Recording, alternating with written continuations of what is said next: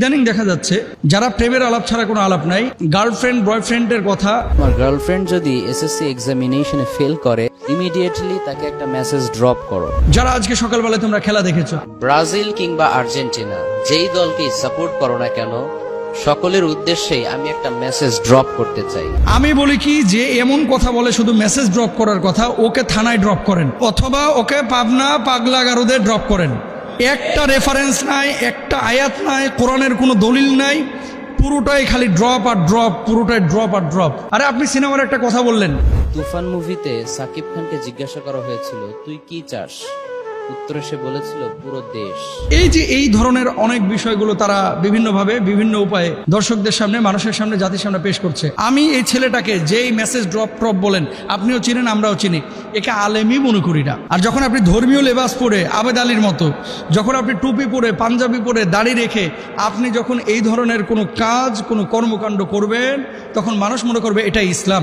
আর আপনাদেরকেও বলি, কোথায় থাকে এর কি বাপ মা নাই, এর কি আত্মীয় স্বজন কেউ নাই, এর কি ওস্তাদ কেউ নাই, কোন এলাকায় সে থাকে, তাকে হয় শাসন করেন। আমি সাধারণত কারো নাম নিয়ে কোনো কথা কোথাও বলতে চাই না, যদিও তিনি নাম উল্লেখ করেছিলেন, আমি তার নামটা উচ্চারণ করে তাকে আরো ভাইরাল করতে চাই না। আমি যে বিষয়টা আপনাদের কাছে বলতে চাচ্ছি, আপনারা আমাদের লেকচার শোনেন, ওয়াজ শোনেন, আলোচনা শোনেন, কখনো কখনো আমরা স্টুডিও ভিত্তিক ইনডোর কিছু আলোচনা করি বাসায়, আর সওয়াল জবাব করি, কখনো টেলিভিশনে প্রোগ্রাম করি, কখনো জুমার খুতবা দিই। আলেমদের কাজটা কি? আলেমদের কাজ হচ্ছে আল উলামা ওয়ারাসাতুল আম্বিয়া, যে আলেমরা হচ্ছে নবীদের ওয়ারিস, তাই না? নবীরা যে কাজ করেছে আলেমরা সেই কাজটা জাতির সামনে, মানুষের সামনে স্বচ্ছভাবে কোরআন এবং সুন্নাহর আলোকে তুলে ধরবে।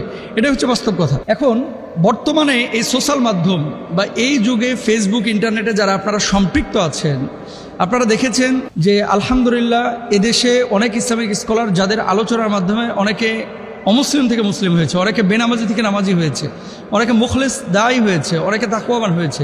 আর কিছু কিছু মানুষকে ইদানিং দেখা যাচ্ছে যারা প্রেমের আলাপ ছাড়া কোনো আলাপ নাই, গার্লফ্রেন্ড বয়ফ্রেন্ডের কথা, সিনেমার গল্প করা, ফুটবলের গল্প করা, এই যে এই ধরনের অনেক বিষয়গুলো তারা বিভিন্নভাবে বিভিন্ন উপায়ে দর্শকদের সামনে, মানুষের সামনে, জাতির সামনে পেশ করছে।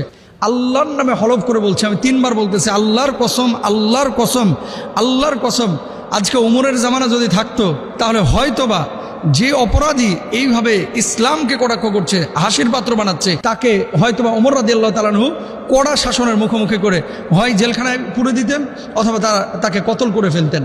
এরকম যারা ইসলামকে তামাশার পাত্র বানায়, যারা এই কথাগুলো বলতেছে, কখনো ব্রাজিলের কথা বলতেছে, আর্জেন্টিনার কথা বলতেছে, যারা আজকে সকালবেলায় তোমরা খেলা দেখেছো, আবার বলতেছে যে গার্লফ্রেন্ডকে মেসেজ ড্রপ করার কথা। আমি বলি কি যে এমন কথা বলে শুধু মেসেজ ড্রপ করার কথা, ওকে থানায় ড্রপ করেন অথবা ওকে পাবনা পাগলা গারদে ড্রপ করেন। একটা রেফারেন্স নাই, একটা আয়াত নাই, কোরআনের কোনো দলিল নাই, পুরোটাই খালি ড্রপ আর ড্রপ, পুরোটাই ড্রপ আর ড্রপ। জায়েজ আছে এই সমস্ত বিষয়? আরে আপনি সিনেমার একটা কথা বললেন যে অমুক সিনেমা এই ঈদে মুক্তি পেয়েছে, আপনি যখন এই সিনেমার নেগেটিভ 4-5টা বিষয় বলবেন, অনেক শ্রোতা আছে এটা ক্লিক করে দেখতে চাইবে যে আসলে হুজুর এটা বলেছে, একটু খুলে দেখি না কি আছে আসলে, তার মানে আপনি উৎসাহিত করেছেন। আমি বলি রাসূল আকরাম সাল্লাল্লাহু আলাইহি ওয়াসাল্লাম এই সমস্ত আলেমদেরকে, দায়ীদেরকে, যারা এমন কাজ করেছেন তাদেরকে কি বলেছেন একটু দেখেন। এরা দাজ্জালের চাইতেও মারাত্মক। জোরে সরে বলেন নাউজুবিল্লাহ। আল্লাহর হাবিব সাল্লাল্লাহু আলাইহি ওয়াসাল্লাম এদেরকে দাজ্জালের চাইতেও মারাত্মক বলেছেন। দেখেন রাসূল আকরাম সাল্লাল্লাহু আলাইহি ওয়াসাল্লাম বলেছেন, এমন কিছু রয়েছে যেটির ব্যাপারে আমি আমার উম্মতের জন্য দাজ্জালের অপেক্ষাও বেশি ভয় পাই।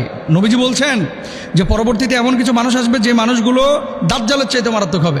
দেখেন, ভণ্ডামি আপনি সাধারণ গেটআপে করেন, সেখানে কোনো মানুষ বিভ্রান্ত হবে না, যে ও জানে যে ওটা ভণ্ড। আর যখন আপনি ধর্মীয় লেবাস পরে আবেদ আলীর মতো, যখন আপনি টুপি পরে পাঞ্জাবি পরে দাড়ি রেখে আপনি যখন এই ধরনের কোনো কাজ কোনো কর্মকাণ্ড করবেন, তখন মানুষ মনে করবে এটা ইসলাম, অথচ এটা সম্পূর্ণরূপে হারাম। আল্লাহ রাসূল সাল্লাল্লাহু আলাইহি ওয়াসাল্লাম কি বলছেন, তখন আমি ভীত হয়ে পড়লাম। তাই আমি বললাম, হে আল্লাহ রাসূল সাল্লাল্লাহু আলাইহি ওয়াসাল্লাম, এটি কোন জিনিস যার ব্যাপারে আপনি আপনার উম্মাহের জন্য দাজ্জালের চাইতে অধিক ভয় করেন? আল্লাহর হাবিব সাল্লাল্লাহু আলাইহি ওয়াসাল্লাম বললেন, পথভ্রষ্ট আলিমগণ। আমি এই ছেলেটাকে যেই মেসেজ ড্রপ বলেন, আপনিও চিনেন আমরাও চিনি, একে আলেমই মনে করি না। যদি আলেম হতো তার তাফসীর থাকতো, আলেম হতো ইসলাহের অনেক কথা থাকে, আলেম যদি হতো তাহলে কোরআন হাদিসের অনেক কথা থাকে যেগুলো নিয়ে কথা বলতো।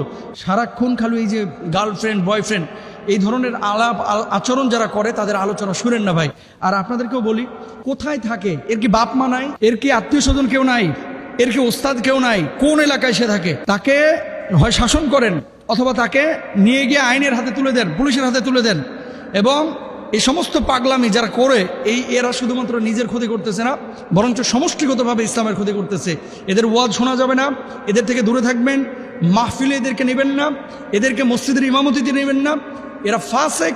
এই সমস্ত মানুষগুলো হচ্ছে ইসলামের সাথে বেইমানি করে, গাদ্দারি করে। আল্লাহ তাআলা আমাদের সবাইকে হেফাজতে রাখুন। হক্কানি আলেমদের আলোচনা শুনুন। আসসালামু আলাইকুম।